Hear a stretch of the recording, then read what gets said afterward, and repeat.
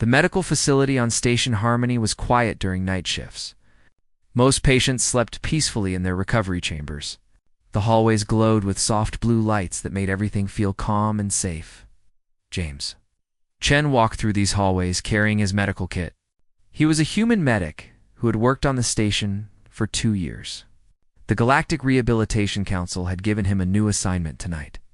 He would care for a patient who refused help from everyone else. The assignment details were simple but concerning. The patient was named Lyra. She belonged to the Zethary species. They were tall, reptilian beings known throughout the galaxy for their warrior culture. Lyra had been found injured and alone on a destroyed battlefield. Her entire squad had died. She had somehow survived for 3 days before a rescue team located her. Now, Lyra was in the medical facility recovering from her physical wounds. But she refused treatment from Zethary doctors. She would not speak to counselors. She barely ate the food brought to her. The medical staff worried she had given up on living. James reached the door to her chamber. He took a deep breath before entering. The room inside was dark except for a single light panel on the wall. Medical equipment beeped softly in the corner. Lyra sat on her bed with her back against the wall. Her scales were dark green with patterns of gray. She had bandages wrapped around her arms and torso. Her yellow eyes tracked James as he entered, but she said nothing. James pulled up a chair and sat down at a respectful distance. He placed his medical kit on the floor beside him. "Hello, Lyra. My name is James Chen. I am your medic for tonight. I am here to check your wounds and make sure you are comfortable." Lyra stared at him without speaking. Her face showed no emotion. Among her people, this was normal. Zethary warriors were taught from childhood to control all feelings. Showing emotion was considered weakness. James opened his kit and prepared his scanning device. He moved slowly so she could see everything he was doing. "I need to scan your injuries to make sure they are healing properly. Is that okay with you?" Still no response. But Lyra did not move away when James stood and approached her bed. He took this as permission to proceed. The scanner showed that her wounds were healing, but slower than they should. Her pain levels were high. James noticed her breathing was shallow and controlled. She was in significant pain but trying to hide it. "Your injuries are healing, but I can give you something for the pain. There is no reason to suffer unnecessarily. Pain is temporary. Dishonor is permanent." These were the first words Lyra had spoken. Her voice was rough and low. James sat back down in his chair. "You believe surviving makes you dishonorable? My squad died. I lived.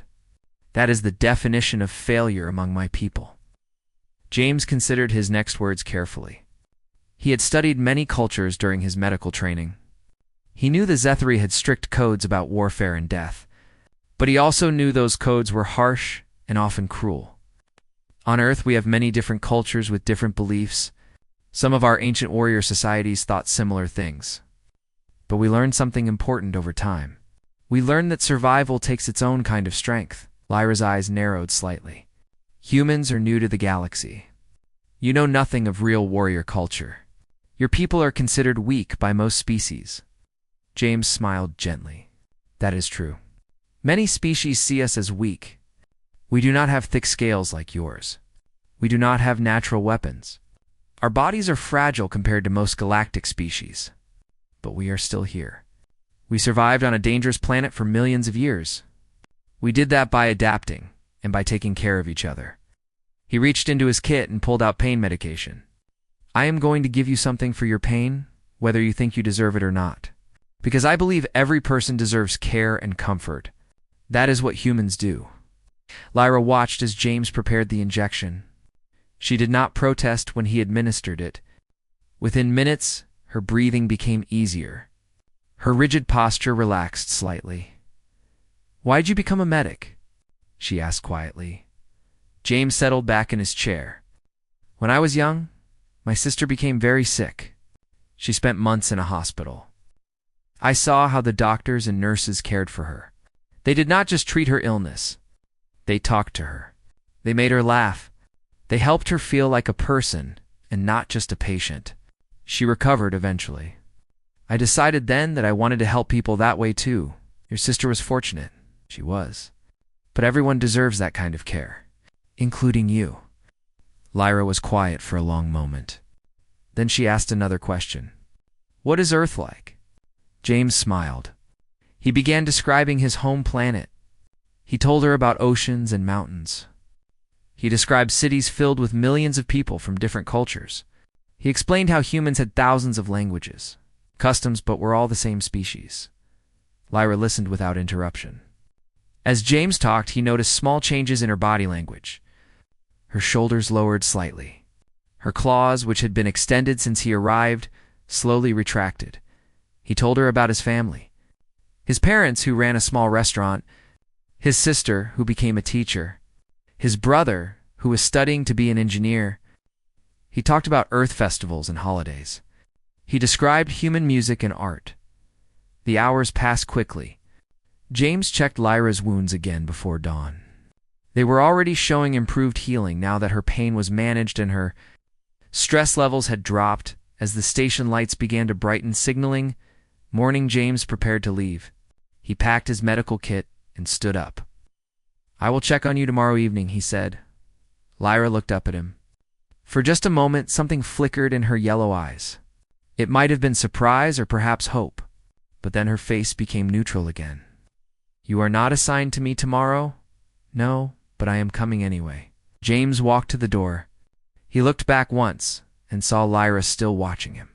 He gave her a small wave and left the chamber. In the hallway, James updated Lyra's medical file. Her physical condition was improving, but more importantly, she had spoken tonight. She had engaged with another being. That was progress. James did not know it yet, but that single night shift would change both of their lives forever. Sometimes the most important assignments are the ones we choose to continue long after they end. He was assigned to her for one night. She cried when he tried to leave. Part 2. The unexpected return. The next evening, James finished his regular shift in the main medical ward. He had treated patients from 6 different species during the day. A Kralian, with a broken arm. A Vorith, having an allergic reaction to station food. A human child with a fever. His shift was over. He could return to his quarters and rest. But James found himself walking toward the isolation wing instead. Toward Lyra's chamber. He told himself he just wanted to check on her progress. It was normal medical follow-up. But deep down, he knew the truth. He was worried about her. Something about her situation bothered him in a way he could not quite explain. When he reached her door, he hesitated. What if she did not want to see him? What if she preferred to be alone? But then he remembered the look in her eyes when he had promised to return. He pressed the door control. The chamber was brighter than the previous night. Lyra was not in bed. She sat in a chair by the window looking out at the stars. But when the door opened, she turned her head quickly. Her eyes went to the door immediately, as if she had been waiting. When she saw James, her whole body seemed to relax. Then she quickly looked away and pretended to study the stars again. James smiled to himself. He entered the room carrying a bag. Good evening, Lyra. I brought something for you. She glanced at the bag but said nothing. James pulled out containers of food from the human section of the station. There was rice and vegetables, bread with herbs, some fruit that grew in the station's hydroponics bay. I thought you might be tired of medical nutrition paste. Human food is safe for Zethary biology. I checked with the dietary database. Lyra stared at the food. Why did you come back? You completed your assignment. I wanted to see how you were doing. Is that not allowed?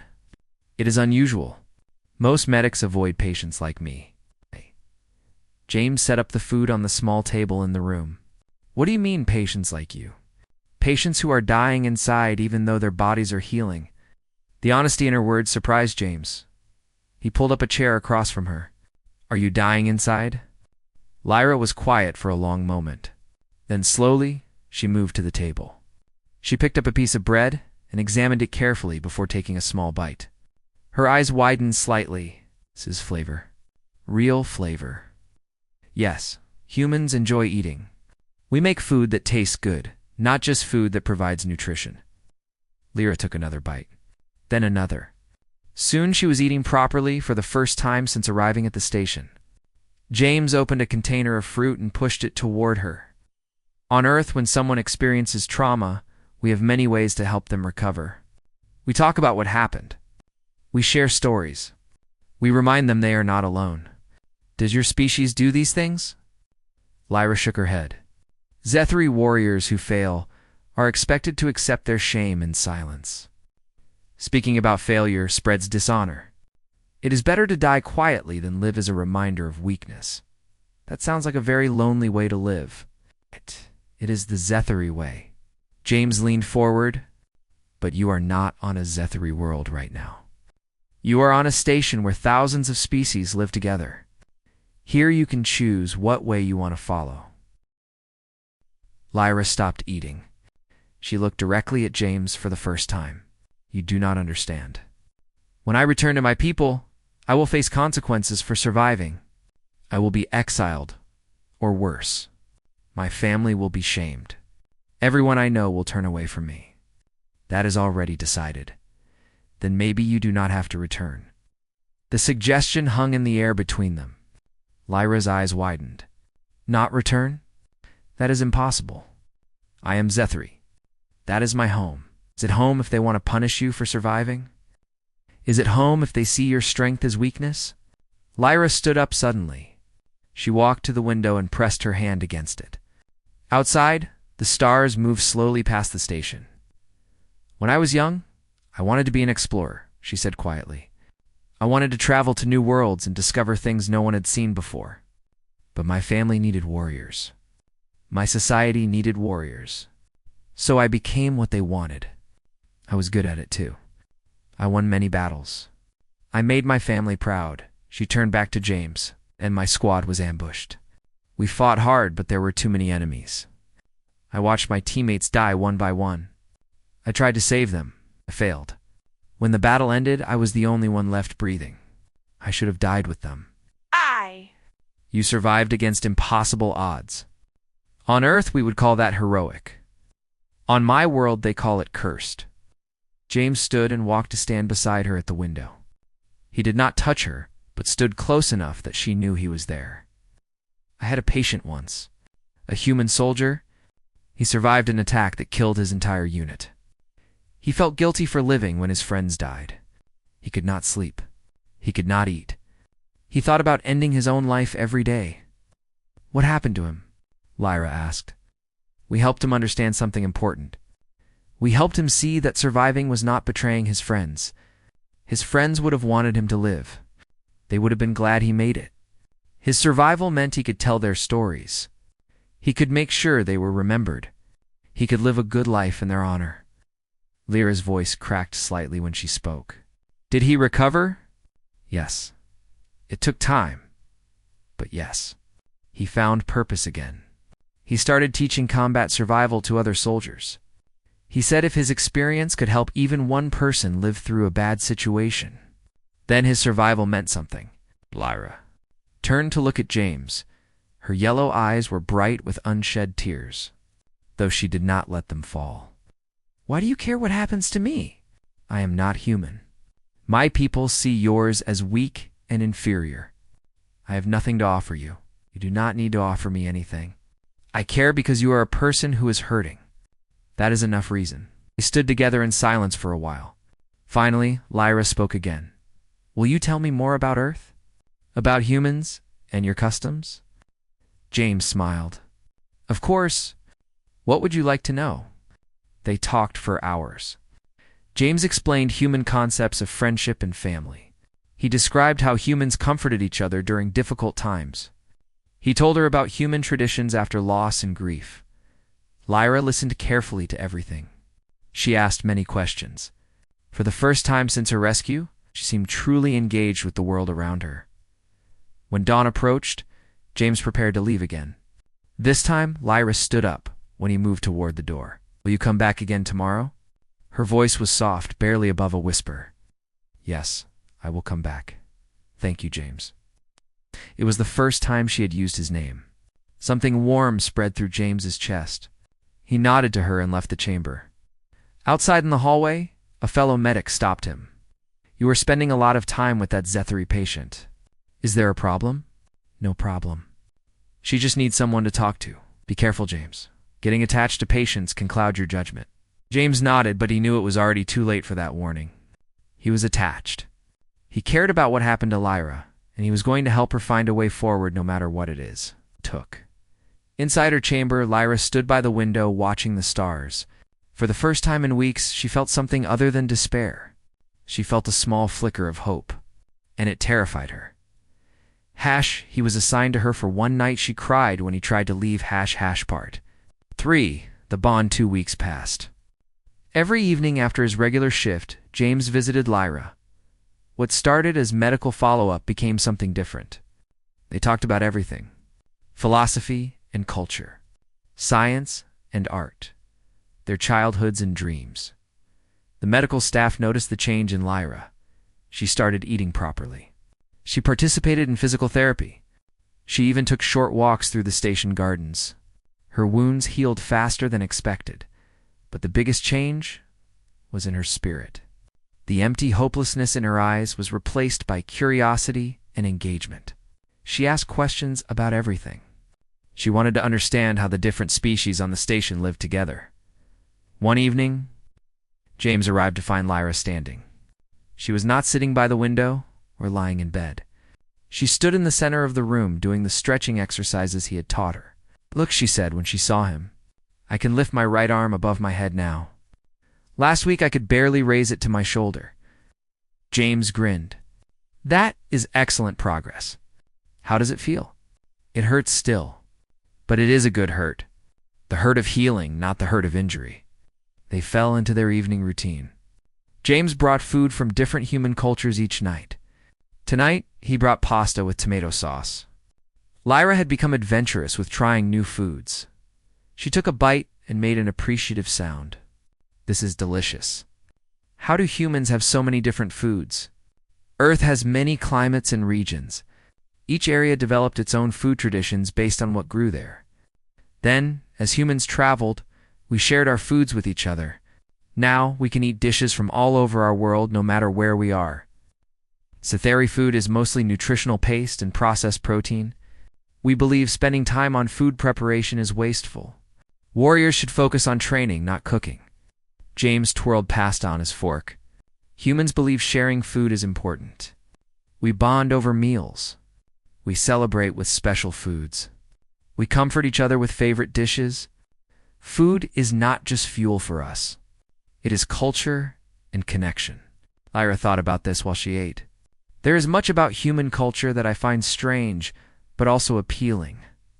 You value things my people consider weaknesses: emotion, art, individual choice.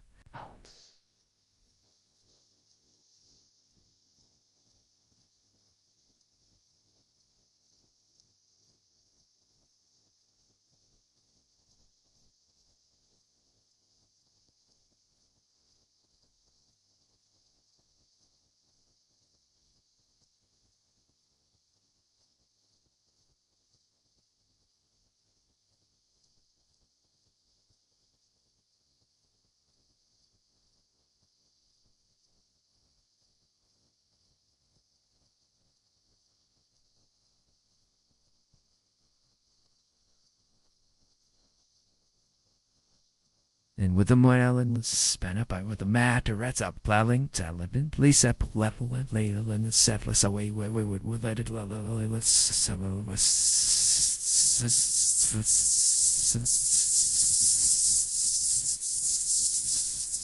maybe they are just different kinds of strength.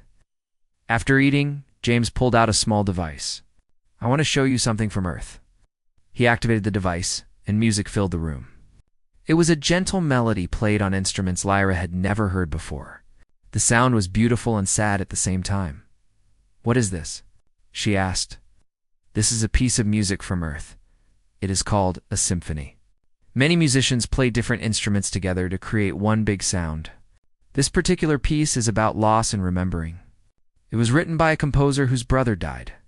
He wanted to express his grief through music." Lyra listened carefully. Her eyes closed as she focused on the sounds. When the music ended, she opened her eyes, and James saw tears on her cheeks. She touched them in surprise. "I am crying." I have not cried since I was a child. Zethari are taught to never cry. Humans cry often. We cry when we are sad or hurt. But we also cry when something is beautiful or meaningful. Tears are not weakness. They are just water from our eyes showing that we feel deeply. Lyra wiped her face. Among my people, this would be shameful. But right now, I do not feel shame. I feel something else. Something I do not have words for. Maybe you feel moved or touched. Those are human words for when something reaches deep inside you and makes you feel connected to something bigger than yourself. They sat together in comfortable silence for a while. Then Lyra spoke again. James, I want to ask you something. It may be inappropriate. You can ask me anything. Among humans, how do you show another person that they matter to you, that they have helped you? James considered the question. There are many ways. We say thank you with words. We give gifts. We spend time together. We also have physical gestures like handshakes or hugs. What is a hug? James smiled. A hug is when two people embrace each other. They wrap their arms around each other and hold on for a moment. It is a way to show care and comfort. Lyra stood up slowly. She walked over to where James sat. She looked nervous but determined. Will you show me? I want to try a human hug. James stood up. He opened his arms carefully. You step close and put your arms around me like this. Then I put my arms around you. We hold on gently for a few seconds. Is that okay? Lyra stepped forward awkwardly. She put her arms around James stiffly at first. James gently put his arms around her shoulders. For a moment they just stood there. Then slowly Lyra relaxed. She rested her head on James's shoulder. This is nice, she whispered. I feel safe. That is what a hug should feel like. They separated after a moment. Lyra looked different somehow, more open, less guarded. Thank you for teaching me that. Thank you for teaching me many things. Before I met you, I thought humans were weak because you feel so much. But now I understand. Feeling deeply is its own kind of strength. It takes courage to be vulnerable. James was about to respond when an alarm sounded. Both of them turned to the door. A station announcement played overhead. Tension. Representatives from the Zethari government have arrived. They are here to retrieve patient Lyra for transport home. All medical staff report to briefing room 3. Lyra's whole body went rigid. The color drained from her scales, making them look almost gray. They are here for me. James grabbed her hands. We will figure this out. You do not have to go with them if you do not want to. I have no choice. I am Zethari. I must face the consequences of my survival. Let me talk to them. Let me explain your situation. They will not listen. You are human. They will not respect your opinion. A few minutes later, a medical supervisor entered the room. Behind him stood 2 Zethari warriors in formal military uniform. They were both larger than Lyra, with darker scales and multiple battle scars, a Lyra of Clan Netherus. You are ordered to return to the home world immediately. You will face a tribunal to determine your fate.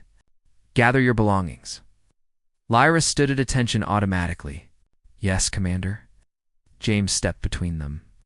Wait, she is still recovering. She needs more time. The commander looked at James with barely concealed contempt. Human medics have no authority over Zethari military matters. Step aside. I am not just her medic. I am her friend. And I will not let you take someone who is still healing. The second warrior moved forward threateningly. You have no say in this matter. She belongs to her people. She belongs to herself, James said firmly. And she deserves to be treated with dignity and respect. The medical supervisor put a hand on James's shoulder. James, let them do what they came to do. This is above our authority. James looked at Lyra. She stood with her head down, accepting her fate. Something in his chest broke, seeing her give up like that, after all the progress they had made. After watching her rediscover hope, when do you have to leave? He asked quietly.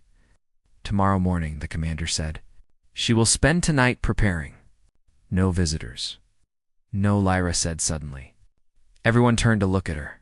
I request that medic James Chen be allowed to stay with me tonight. That is my right as a patient." The commander frowned. "Inappropriate. It is station policy. Any patient may request their assigned medical professional remain with them. Check your documentation." The supervisor nodded slowly. "She is correct. If the patient requests specific medical support, we must provide it." The commander looked angry, but he could not argue with station policy. "Fine, one night. But at dawn she comes with us. No delays." The Zethary warriors left. The supervisor followed them out, giving James a worried look. Alone again, Lyra collapsed into her chair. All the strength and confidence she had been building drained away.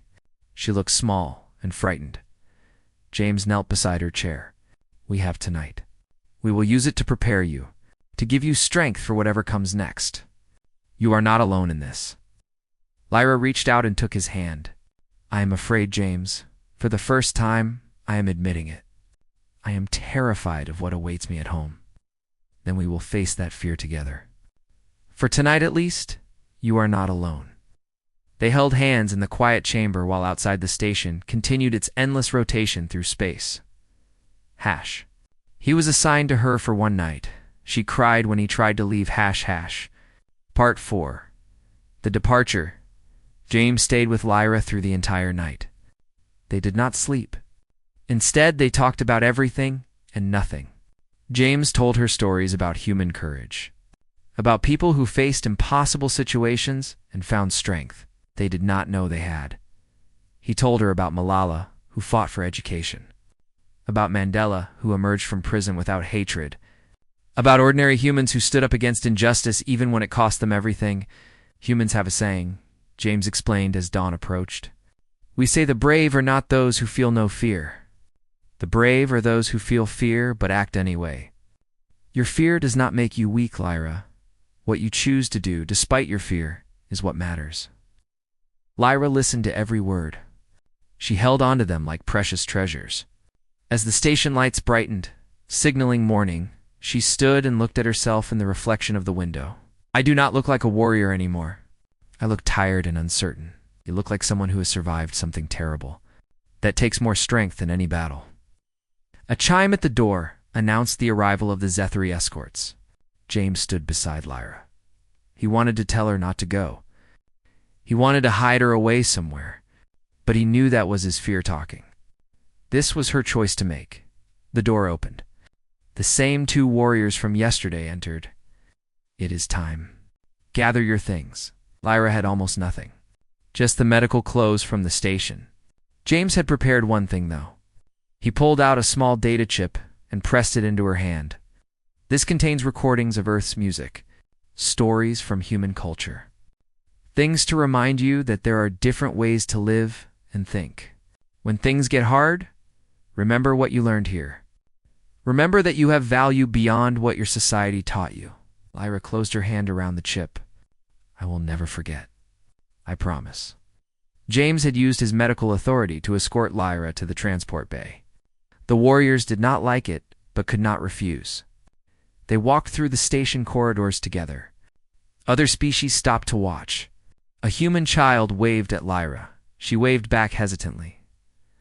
The transport bay was huge and busy. Ships came and went constantly. The Zethary military vessel waited in docking port 7. It was sleek and dark with weapon ports visible on the hull. As they approached the ship, James noticed Lyra's steps slowing. Her breathing became shallow. She was approaching panic but trying to hide it. He moved closer, so their arms brushed as they walked. "You can do this. You are stronger than you know." At the base of the loading ramp, the commander turned to James. "This is where you leave us, human. Say your goodbyes quickly." James and Lyra faced each other. Around them, station workers and travelers watched with curiosity. This was an unusual scene. A human and a Zethary, clearly emotional in their parting. "Listen to me," James said urgently. "Whatever they say to you, whatever judgment they pass, remember this. You survived because you were strong enough, and smart enough, and determined enough. Anyone who tells you different is wrong. You are valuable. You matter. Your life has meaning, Lyra's eyes filled with tears. She did not try to hide them this time. How can I face them without you? You made me believe I could be different. You showed me another way. But now I have to return to the old way, and I do not know if I can do it. You can. You will carry what you learned here inside you. They cannot take that away unless you let them. The commander stepped between them impatiently. Enough. Lyra, board the ship now. We have a schedule to keep. Lyra turned toward the ramp. She took one step, then another. Then she stopped. Her whole body was shaking. She turned back to James, and the tears were falling freely now. I cannot do this alone. Please, please do not make me go alone. The words broke something in James's chest. He saw in her eyes the same look he had seen that first night, the look of someone who had given up. But this time it was worse because she had tasted hope, and now it was being taken away. Several things happened at once. The commander grabbed Lyra's arm roughly to force her up the ramp. Lyra let out a sound that was half sob and half cry of fear. And James made a decision that would change everything. Stop, he called out loudly. Everyone in the transport bay turned to look. I am formally invoking Medical Protocol 735. As Lyra's assigned medical professional, I am declaring that she is experiencing severe psychological trauma. Station regulations require that patients in this condition be accompanied by their medical support during transport if that transport cannot be delayed. The commander's eyes widened in anger. You cannot do that. She is Zethary military. Your protocols do not apply. Actually, they do. New voice joined the conversation. The station administrator stepped forward. She was a Vorth woman who had run the station for 20 years. Protocol 735 applies to all patients receiving care in this facility, regardless of species or affiliation.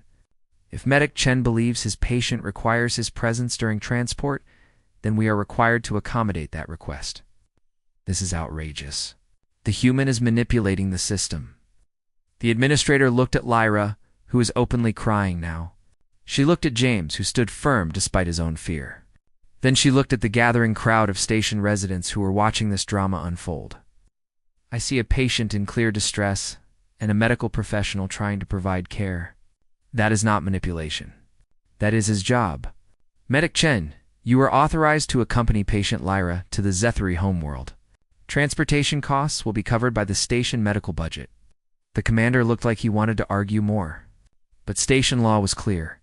He could not refuse without causing a diplomatic incident. He turned sharply and walked up the ramp. Both of you come then. But human, you will regret interfering in Zethary affairs. James ignored the threat. He walked to Lyra, who was staring at him in shock. You're coming with me? You are leaving your home to come with me? You are not going alone. I promised to help you, and I meant it. Lyra grabbed his hands and held them tight. Why? Why would you do this for me? Because you matter.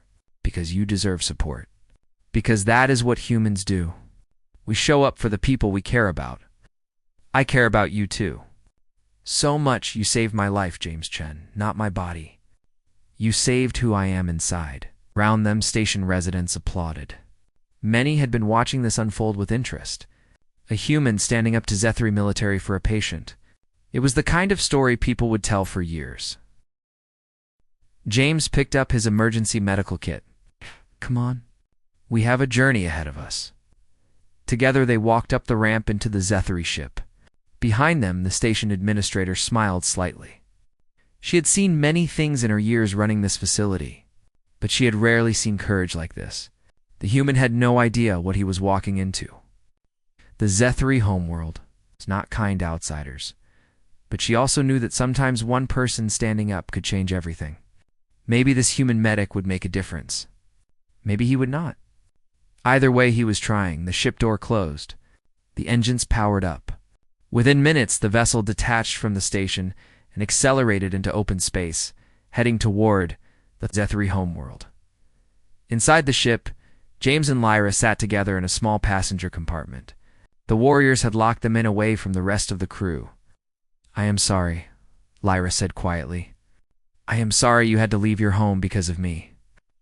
James looked at her and smiled. You taught me something too, you know. You taught me that sometimes the right choice is not the safe choice. You taught me that some things are worth fighting for even when you are afraid. So thank you." They held hands as the ship carried them toward an uncertain future. Neither of them knew what awaited them, but they knew they would face it together. And sometimes that makes all the difference. Hash. He was assigned to her for one night. She cried when he tried to leave. Hash hash.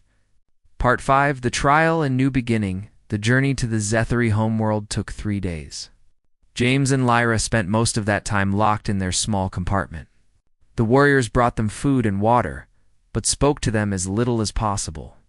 James could feel their contempt. To them, he was an inferior being who had no business interfering in Zethary matters. But James did not care what they thought. He used the time to prepare Lyra for what was coming. They practiced what she would say at the tribunal. They talked through different scenarios. Most importantly, James reminded her again and again that she had worth regardless of what anyone said. On the 3rd day, the ship entered orbit around the Zethary homeworld. Through the small window, James saw a planet covered in red deserts and dark green forests. Cities glowed on the night side. Mountain ranges cut across the continents like scars. "It is beautiful," he said. "It is harsh," Lyra replied. "Nothing on that world survives without being strong. That is what shapes my people. We believe only the strong deserve to live. Then it is time to show them that survival itself is strength." The ship landed at a military facility. James and Lyra were escorted out by armed guards. The gravity was heavier than the station. James felt the weight pressing down on him.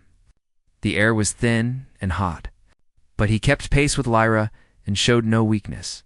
They were taken to separate holding cells. James argued against this, but was told firmly that humans had no voice in Zethary justice. He watched helplessly as they took Lyra away. She looked back at him once, before disappearing down a corridor. For 2 days, James sat alone in his cell. Guards brought him water and food that was barely edible to human biology. No one spoke to him. No one answered his questions about when the tribunal would begin. Finally, on the 3rd day, they came for him. He was escorted to a massive hall carved from dark stone. Hundreds of Zethary-filled benches on both sides. At the front sat 5 judges in elaborate armor. Their scales were marked with scars from countless battles. Lyra stood in the center of the hall. She looked small and alone. When she saw James enter, her eyes widened with relief. But the guards forced James to stand at the back. He was forbidden from approaching her or speaking. The head judge struck a staff against the stone floor. The sound echoed through the hall. "We are here to judge Lyra of Clan Netherus. She stands accused of the highest dishonor. She survived while her squad perished. She fled the battlefield while her comrades fell. She brings shame to her family and her people. What does she say in her defense?" Lyra stood silent for a long moment. James could see her hands shaking. He wanted to run to her. He wanted to stand beside her, but all he could do was watch. Then Lyra lifted her head.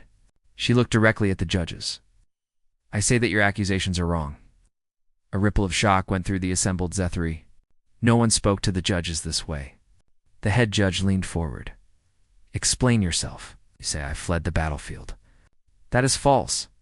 I fought until every weapon I had was destroyed. I fought until my body could barely move. I did not flee. I survived. Those are not the same thing. Survival without honor is meaningless. Then your definition of honor is flawed. The hall erupted in angry voices. The judges called for silence. The head judge's eyes blazed with fury. "You dare question our ways? You dare challenge the traditions of your people?" "Yes, I dare. Because I have learned something in my time away from this world. I have learned that there are other ways to measure strength. Other ways to define honor." One of the other judges spoke. "You've learned this from the human." "Yes, the human James Chen taught me that courage includes admitting fear. That strength includes caring for others. That survival is not weakness, but proof of determination and will." The head judge looked past Lyra to where James stood. "Human, step forward." James walked through the crowd of Zethary. Many glared at him. Some made threatening gestures, but he kept his eyes forward. He stopped beside Lyra. She reached out and squeezed his hand briefly. You were the one who filled her head with these ideas? I shared my culture's perspective, yes. And do humans truly believe that showing weakness is acceptable? James took a deep breath. This was his moment. He had to get this right. Humans believe that admitting vulnerability takes courage. We believe that caring for others is strength, not weakness. We spent millions of years on a dangerous planet where working together was the only way to survive. We learned that individuals matter, that every life has value, that protecting each other is the highest form of strength. Yet humans are among the weakest species physically. You have no natural weapons, no protective scales or shells. You are fragile and slow. That is true, but we are still here. We survived by being adaptable, by being clever, by refusing to give up even when things seemed hopeless, by standing together when we were threatened. James gestured to Lyra. She did exactly what humans would admire most. She faced impossible odds. She fought until she could not fight anymore. She survived through determination and will. Then she had the courage to question traditions that told her survival was shameful. That is not weakness. That is extraordinary strength. The hall was silent. One of the younger judges spoke for the first time. I have a question. On your world, what would you do with a warrior who survived when others died? We would honor them. We would ask them to teach others what they learned. We would recognize that their experience makes them valuable. We would help them heal from the trauma of what they experienced. We would never punish them for living, even if they made mistakes that led to deaths. Even then, we would learn from the mistakes. We would work to prevent them in the future, but we would not throw away a life because of failure. We believe every person deserves a chance to grow and change. The head judge sat back in his chair. He looked at Lyra for a long time. Lyra of Clan Netherus. In all the years I have served as a judge, I have never seen someone stand before this tribunal and challenge our ways as you have done. I should punish you severely for such disrespect. James felt his heart sink. But then the judge continued. However, I am not so rigid that I cannot see truth when it is spoken. You fought with honor. You survived through strength. And you have shown courage by speaking your mind, knowing it might cost you everything. The judge looked at the other judges. They spoke quietly among themselves. Finally, the head judge stood. This tribunal makes the following judgment. You are released from military service. You are free to choose your own path. You may remain on our world, or you may leave. Your family will face no shame for your choices. You will be given compensation for your years of service. This is our decision. Lyra staggered. James caught her arm to steady her. She looked up at the judges in disbelief. I am free. Truly free? You are free. You have shown us that perhaps our ways need to be examined. Perhaps we have been too rigid in our definitions of honor. You and this human have given us much to consider. The judges filed out. The crowd began to disperse. Some Zethari shot angry looks at James and Lyra, but others, especially younger ones, approached them. A female warrior with bright green scales spoke first. What you said resonated with me. I have questioned our ways for years, but never dared speak. Thank you for your courage. Male with battle scars nodded.